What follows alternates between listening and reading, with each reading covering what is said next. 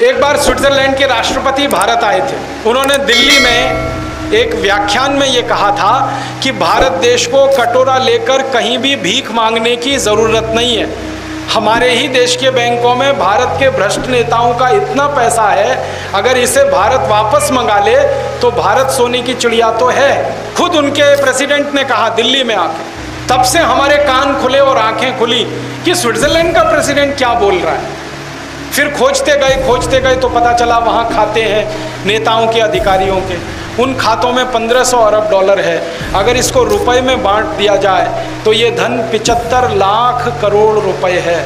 75 लाख करोड़ रुपए का मतलब समझते हैं? भारत सरकार की कम से कम 10 पंचवार्षिक योजनाएं इसमें चल जाएंगी, इतना धन है। ये धन सारा हमारे देश से लूटकर विदेशों में जमा किया गया।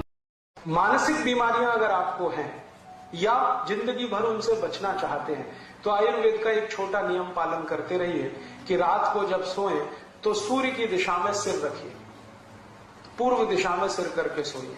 और कोई बहुत मजबूरी आ जाए तो दक्षिण दिशा में कर लीजिए, उत्तर और पश्चिम को हमेशा छोड़िए। सोने के लिए नहीं है ये उत्तर और पश्चिम, पूजा करने के लिए है, अध्ययन करने के लिए, सोने के लिए तो पूर्व और दक्षिण। कर्जन नाम का एक अंग्रेज था जिसने भारत का बंटवारा किया था हिंदू मुसलमान के आधार पर।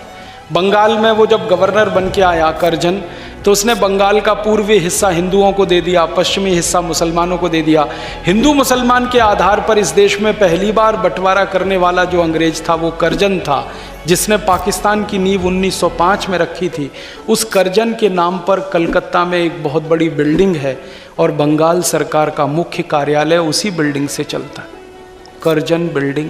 ऐसे में कितने नाम गिनाऊं आप। हमारे देश में गुलामी की निशानियां भरी पड़ी, कहीं बिल्डिंगों के रूप में, कहीं सड़कों के रूप में, कहीं मूर्तियों के रूप में। बाल उड़ गए तो क्या करें, बाल कम हो गए तो क्या करें, बाल झड़ रहे हैं तो क्या करें। तीनों में एक उपाय है, दही को तांबे के बर्तन में रखें, 5-6 दिन खूब खट्टा हो जाए, हरा हरा हो जाए तो इसको बालों में मालिश करें। 1 घंटे के बाद बालों को शिकाकाई से धोएं। हफ्ते में 1 दिन जरूर करें। त्रिफला शहद और गुड़ के साथ, सबसे अच्छा है गुड़ के साथ, सुबह खाएं और दूसरा चाहे तो शहद के साथ भी खाएं। त्रिफला को औषधीय के रूप में लेना है, औषधि ऐसी जो धातुवर्धक है तो सुबह ही खाएं। और त्रिफला को रेचक के रूप में लेना है, माने पेट साफ करे तो रात को ही खाएं, सोने।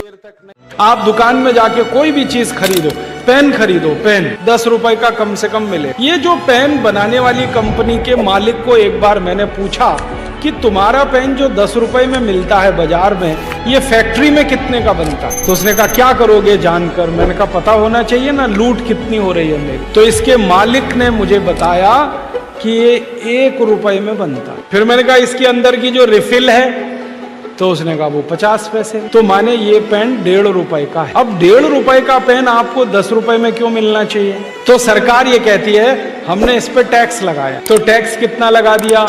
8.5। अब आपकी जेब से सरकार ने 8.5 रुपए निकाल लिए अगर आपने एक पेन खरीदा तो। आपको मालूम है कई लोग कहते हैं मुझे पेट में बहुत गैस बनती है।